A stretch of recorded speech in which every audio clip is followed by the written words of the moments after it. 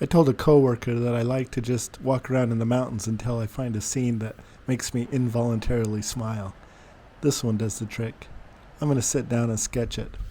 I've sketched a lot of mountains, some good and some bad. You might be the same. Let's do this together.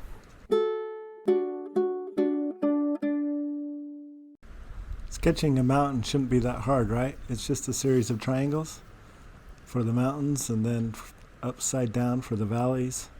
A couple of triangles for these trees. Easy peasy, right?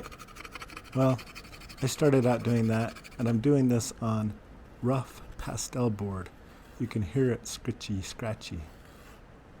I like this because it allows me to be messy with my underpainting, because I know I can layer on the details after the fact.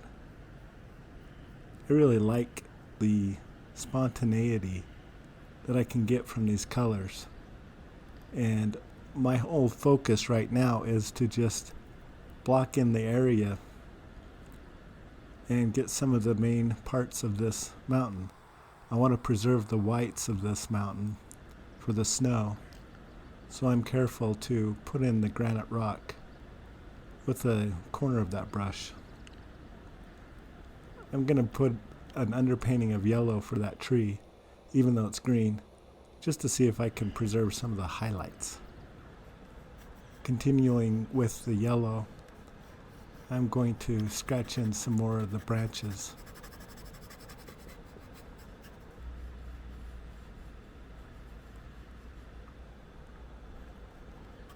And get those distance trees with a bit of blue. I want to keep that kind of light so it keeps a perspective that's in the distance.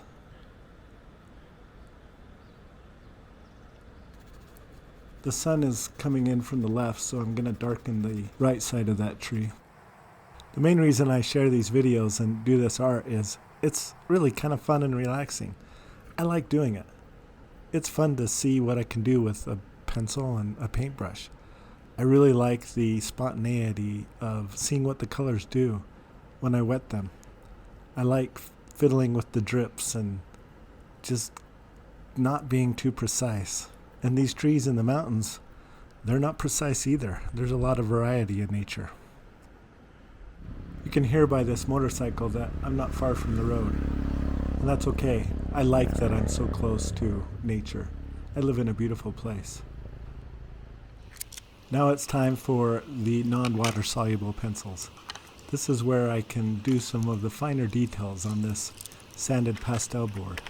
I'm going to pull a Bob Ross where he just randomly puts a tree in the foreground. But first, this bird. I love the nature part of being outside. Back to these trees. I think I got a little carried away. The branches, they're so hard to do, and it's not something you can do to paint every single branch. So I'm just trying to get the feel of it by randomly putting in some of the foreground. I'll be honest, I struggled with this painting. I don't think I ever did get it quite right. I struggled with it. But it's not the last mountain painting I'll ever do, and it's not the last piece of paper I'll ever do, as you can see here. I've done lots of these, and I'm going to continue to do more. The finished painting is not the point. It's getting out and practicing art and exploring nature. That's what I like the best.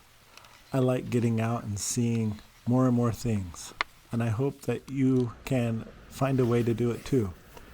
I know this video was a short one, and that's okay too. Not all paintings have to be long and laborious. There's been plenty, and there'll be plenty more. If you'd like to see some of the other ones I've done, click on some of these videos to the left.